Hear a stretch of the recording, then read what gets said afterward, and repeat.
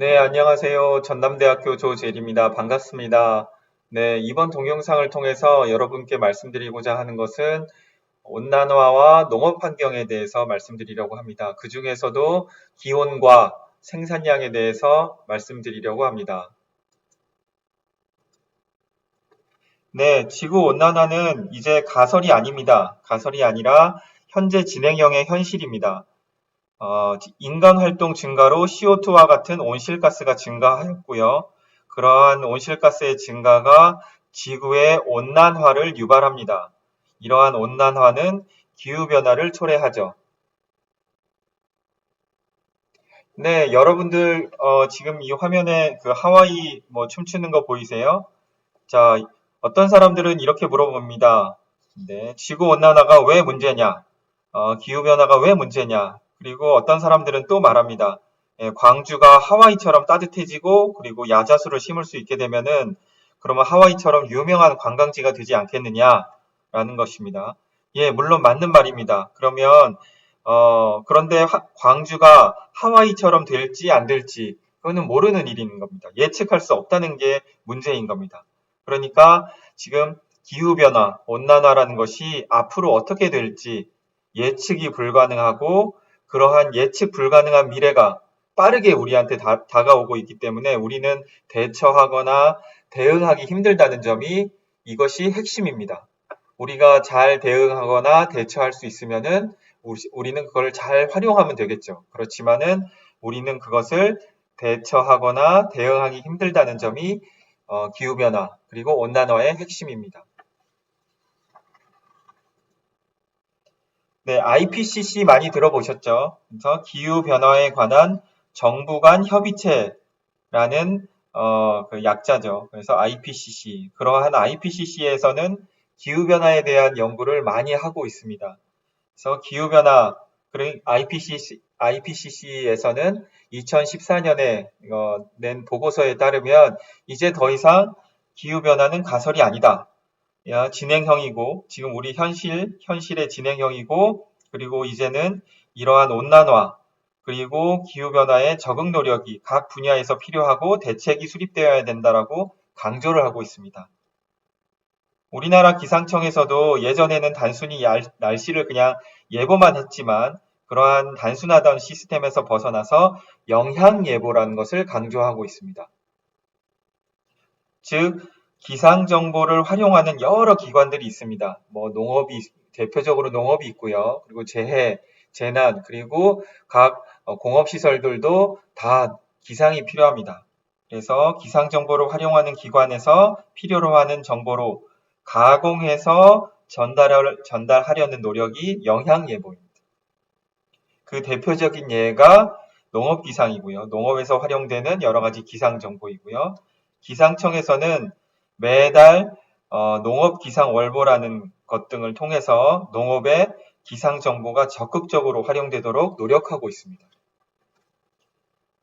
하지만 농업에 대한 이해 없이는 아무리 정확한 기상 정보도 그리고 뛰어난 기상 자료도 소용이 없을 겁니다. 농업을 잘 알고 그리고 기상도 잘 알아야 농업의 기상이 잘 활용될 수 있을 것입니다.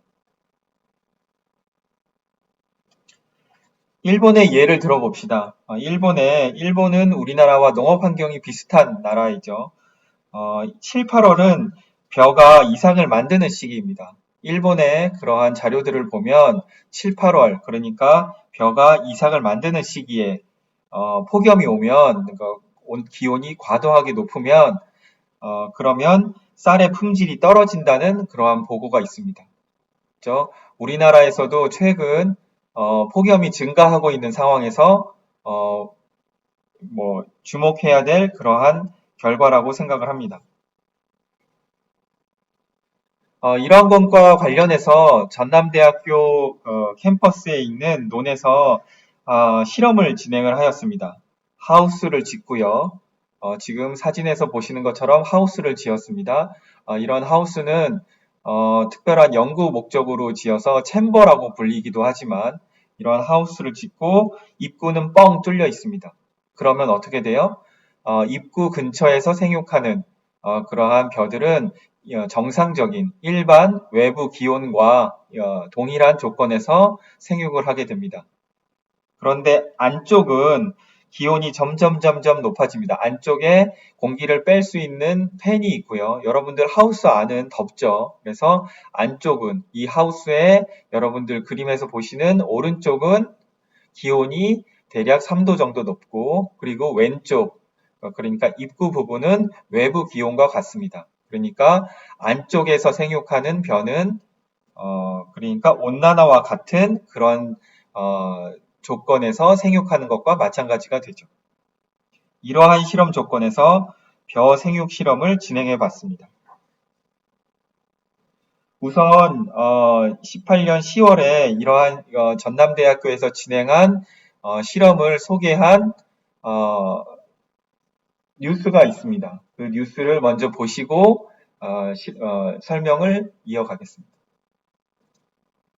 네, 지난 여름 기록적인 폭염이 벼농사에도 타격을 줬습니다. 워낙 덥다 보니까 벼꽃이 수정을 못해서 수확량이 크게 줄어든 건데, 만약 올여름 더위에서 1도만 더 올라가도 황금 들녘이 쭉정이 밭으로 변할지 모른다는 경고가 나왔습니다. 보도에 김윤미 기자입니다. 폭염이 벼 수확에 어떤 영향을 주는지 알아보는 실험입니다. 5월에 모내기를 해서 10월 초에 수확하는 중생종 벼입니다.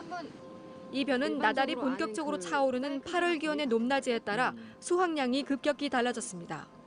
실험 결과 폭염이 심해질수록 수확량이 급감했습니다. 8월 평균 기온이 29도일 때는 등승률, 즉 나달이 있는 정도가 90%로 비교적 충실해 누런벼가 고개를 숙였습니다. 그러나 기온을 더 높이자 쭉정이가 급증했습니다. 29도보다 1.5도 높였더니 등승률이 10%로 떨어졌고 3도 높이면 1%까지 뚝 떨어졌습니다. 고온에서 자란 벼들은 보시는 것처럼 색깔도 푸르고 나달이 채워지지 않아서 꼿꼿하게 서 있습니다. 실제로 나달을 까보니까 속이 텅텅 비어 있었습니다. 벼의 꽃이 수정이 안 돼 결실을 맺지 못한 겁니다. 벼꽃이 수정을 할 수 있는 적정 온도가 있는데요. 그 적정 온도를 넘어서게 되면 수정을 하지 못합니다. 실제로 기록적인 폭염에 시달렸던 올여름, 벼에서 쭉정이가 급증해 수확량이 크게 줄었습니다. 대표적 곡창지대인 전남지방은 작년보다 5% 감소했습니다. 실험을 수행한 연구팀은 만약 지난 여름 기온이 조금만 더 높았다면 수확량이 수십 %나 감소하는 아찔한 상황이 발생했을 거라고 말합니다. 16년도 내지는 올해 18년도 폭염이 있었는데 그 온도가 거의 임계점이라고 생각이 됩니다. 올여름 수준의 폭염이 우리 벼가 버틸 수 있는 한계라는 겁니다.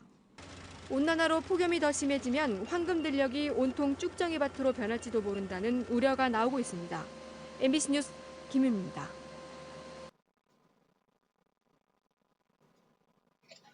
네, 잘 보셨나요? 네, 지금 뉴스에서 보여드린 것처럼 지금 실험에서 보면 왼쪽 사진이 정상 기온에서 자란 벼입니다. 이삭이 잘 익어서 정상적으로 잘 익어서 고개를 숙인 모습을 잘 볼 수가 있습니다. 오른쪽 사진으로 갈수록 온도가 2도, 3도 높은 환경에서 재배된 벼입니다. 이삭이 잘 익지 못하고 쭉정이가 많이 생겨서 벼가 고개를 숙이지 못하게 되고 빳빳이 서 있는 모습을 볼 수가 있습니다.